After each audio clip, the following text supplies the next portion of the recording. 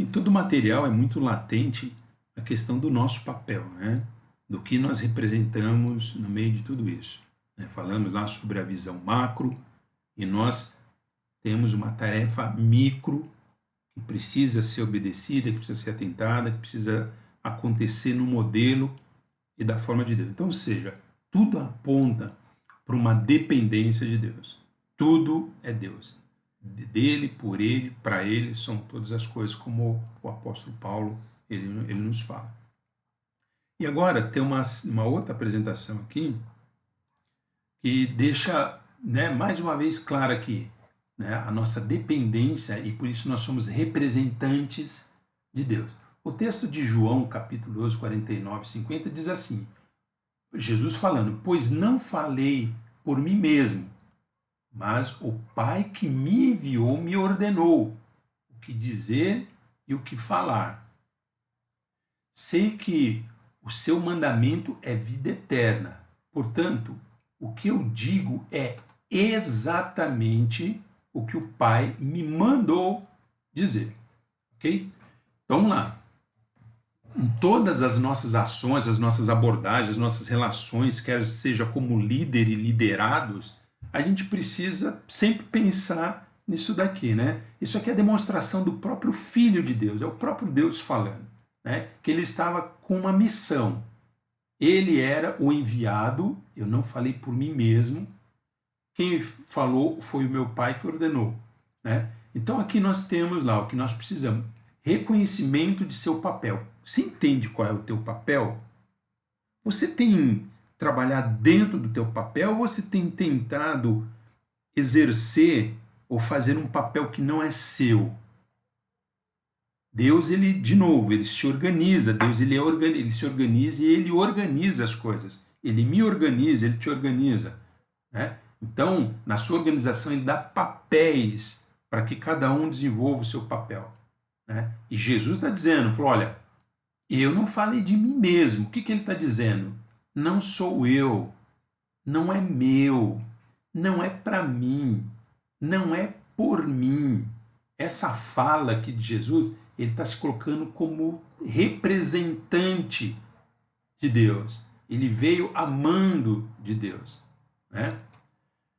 Um outro ponto, a questão da obediência. O Pai que me enviou me ordenou e ele obedeceu. O que ele está dizendo? Que é ele, Deus, que é dele, Deus, que é para ele, Deus, e é por ele, Deus. Né? De novo, esse é o papel do representante. Ele obedece. Tudo sinaliza para aquele que enviou.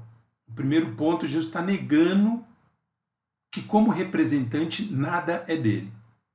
No segundo ponto, como obediência, ele está sinalizando, apontando sempre para Deus. Foi Deus quem ordenou.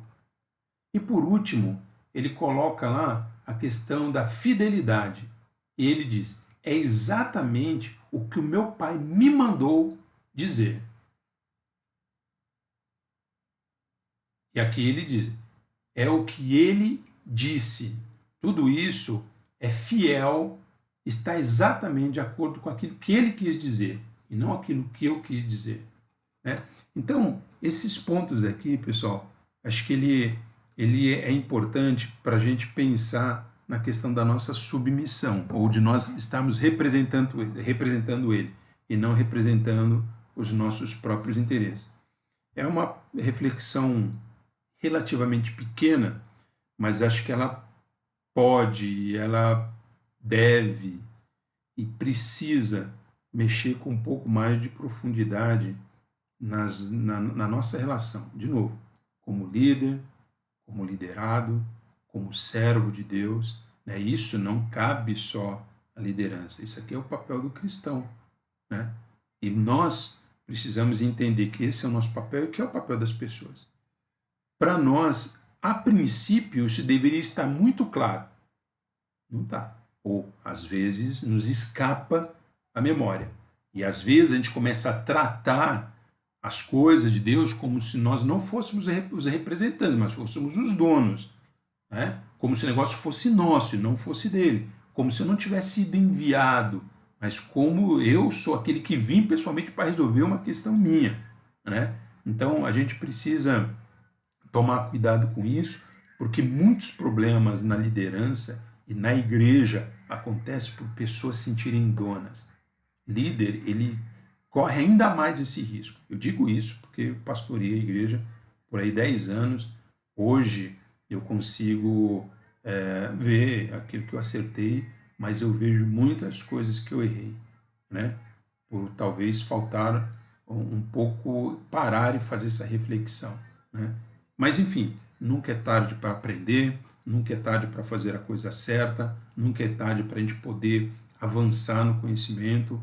Nós, como líderes, precisamos formar outros e com uma cabeça diferente. As nossas experiências, boas e ruins, elas sempre têm lá na frente um viés positivo de nos ajudar a ensinar as pessoas. Eu tenho um amigo, rapidamente tenho um amigo lá no banco, que ele diz que o pai dele conseguiu falir, como administrador de empresa, ele conseguiu falir 5 empresas.